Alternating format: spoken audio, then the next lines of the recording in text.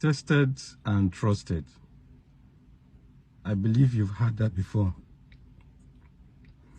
It's used usually by manufacturers when they're referring to their machinery and all that. It's tested and trusted.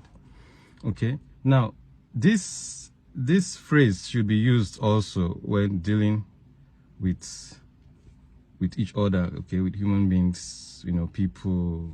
Okay, we should use that phrase, tested and trusted, because you shouldn't trust someone that you've not tested. Okay. Now, when it comes to humans, the way you test is you should have had some interaction with this person over time as a ongoing interaction with this person. You'll be able to gauge this person's behaviors, actions, motives, capacity, as much as you can, okay, to a particular level, before you can now even begin to talk of the word trust. I say this because even when we tell our children, okay, that don't talk to strangers, right? Then we now as adults, okay, you now open your home to a total stranger, all right? And you're like, oh, you trusted the person. How do you trust someone you've not tested? How do you trust someone you don't know? I read a story yesterday, okay, on the internet of a man living with his daughter and granddaughter. All right. Now, where he stayed, some truck drivers came into that neighborhood.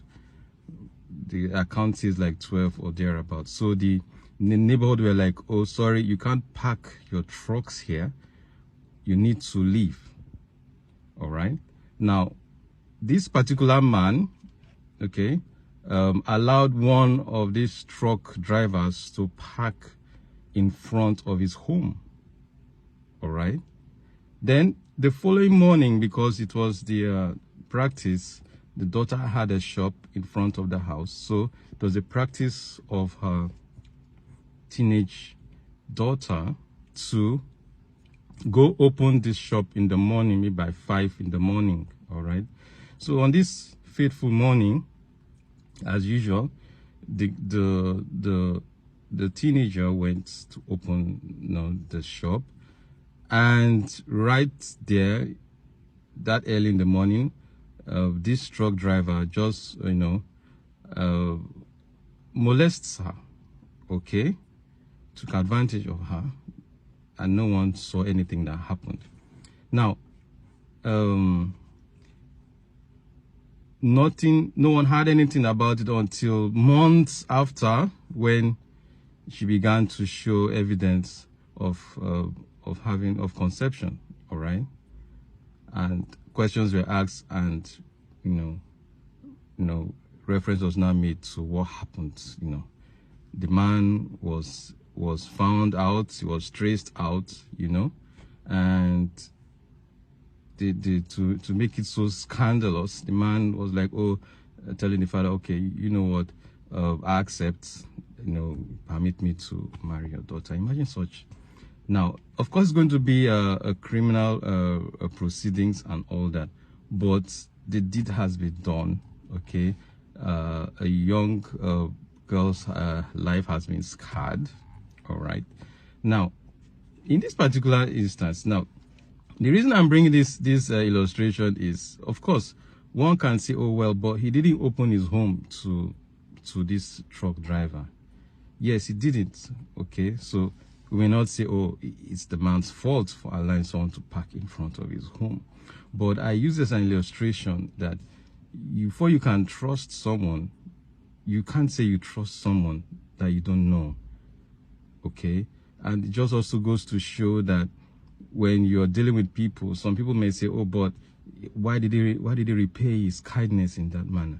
The thing you need to realize is that as humans on this planet, we are diverse backgrounds, inclinations, beliefs, perspectives, morals, and lack of it, and all that. Now, it's easier, all right, when you're dealing with a wild animal, okay? Because if you see a lion on the road, what do? You run, okay? And to make it more interesting, you won't say, you can't be interacting with a lion, okay? You can't take a lion and say, oh, because I feed you, all right, and I shelter you, let's say you take a lion now, you keep a lion maybe outside your home, all right, and you're like thinking, oh, why would lion attack its benefactor? It's a lion, that's what it does, okay? But it's so bad because when we're dealing with each other as humans, you can't tell who is who. You see a lion, you run, but you could have someone even worse than that staring right at you across the road, okay? And you wouldn't know until you begin to interact with this person. So that is why we need to be careful. Safety first, as it is said, okay? You do not open your home to some random stranger. And I'm saying opening your home because the accounts, if you want to check, go check the accounts of people who have opened their houses to strangers who have come in and they paid the price for it. Yes, they paid the price for it. There was one I read also, also a true story, okay, of a woman who was having problems at home, and she left home, a marital home, and went somewhere else to meet someone who was it was some random, someone she just met, okay, and that person allowed her to come into her home. One thing led to another, there was an argument, and the hosts, went for it, okay? So now, do we say we shouldn't help strangers or shouldn't trust strangers? Before you trust someone, you need to have been able to have some information about the person's background. So my own rule is, if the opportunity is not there for you to be able to check someone's background, they call it a background check, okay? If the opportunity is not there for you to check this person's background, don't deal. I mean, why would you expose yourself to possible danger?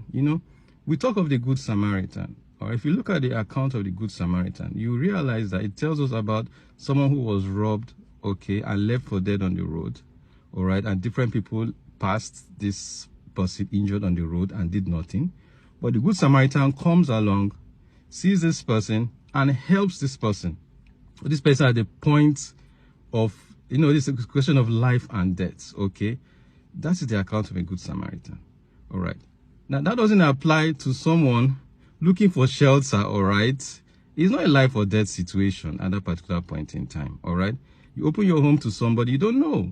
A random stranger, you don't know where he's coming from, you don't know his history, you don't know his background, you don't know his intentions, you don't know his motives. I mean, why expose yourself to some social experiment? You want to see whether it's going to turn out right or wrong. If it turns out wrong, that person may not live to tell the story. So we need to be careful, especially when you have children, you have people you cater to. Don't expose your home to unnecessary risk.